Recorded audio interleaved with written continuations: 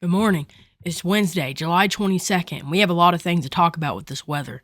Many storms are going to be firing off across the East Coast, and Bertha will be making landfall here soon. So let's dive right into this forecast. Currently, storms are already firing off across the East Coast, and Bertha is set to make landfall in New Orleans and parts of southeast Texas. So let's talk about more of that. Right now, across the East Coast, storms are already firing off. If you live anywhere in these shaded regions, have a plan and be prepared. 1 out of 5 is the green, and a level 2 out of 5 has been issued for the yellow. Now, again, this ain't very high, and the main threats are going to be wind and hail. But an isolated tornado cannot be ruled out either.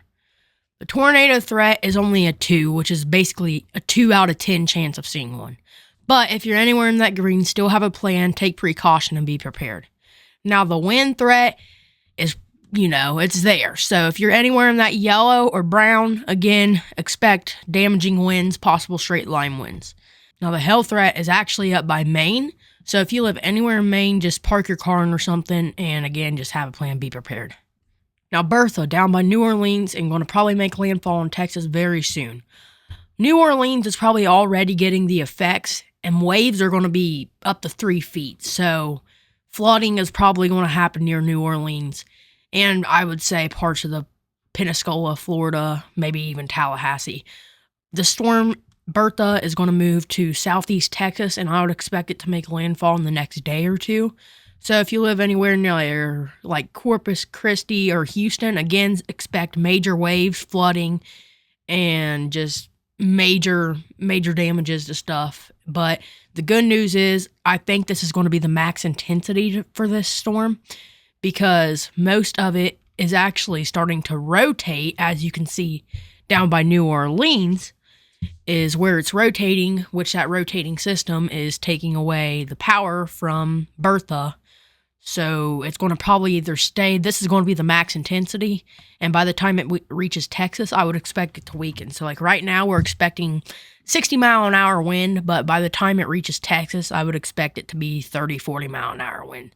So again, but still take caution near Texas, New Orleans, just expect flooding, possible damages and stuff. Again, have a plan, be prepared.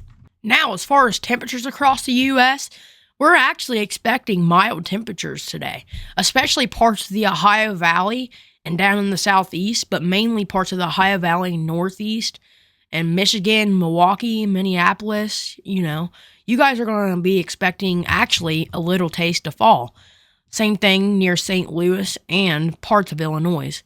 You guys will be expecting a little taste of fall, so today and tomorrow. So if you live in any of those regions today and tomorrow, take a fresh breath of air and enjoy your day, because after this, a major heat wave is going to be incoming. But places down near Oklahoma and Texas are definitely still in that heat wave.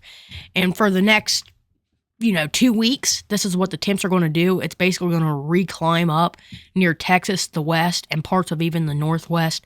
So again, if you live anywhere like that, parts of the Midwest even, Ohio Valley. Now the Northeast is actually going to be, it's going to be like 80s, but compared to the rest of the U.S., it's going to stay pretty cool. Now places like Chicago is probably going to stay more cool, but Minneapolis maybe, but a couple of days, here and there, it's going to be pretty hot, like 97, 99. So really anywhere in the U.S., just be cautious, because major temperatures are going to be incoming. Don't go outside unless you have to. Have a wet towel or something cold around your neck. Have water or an AC to go into.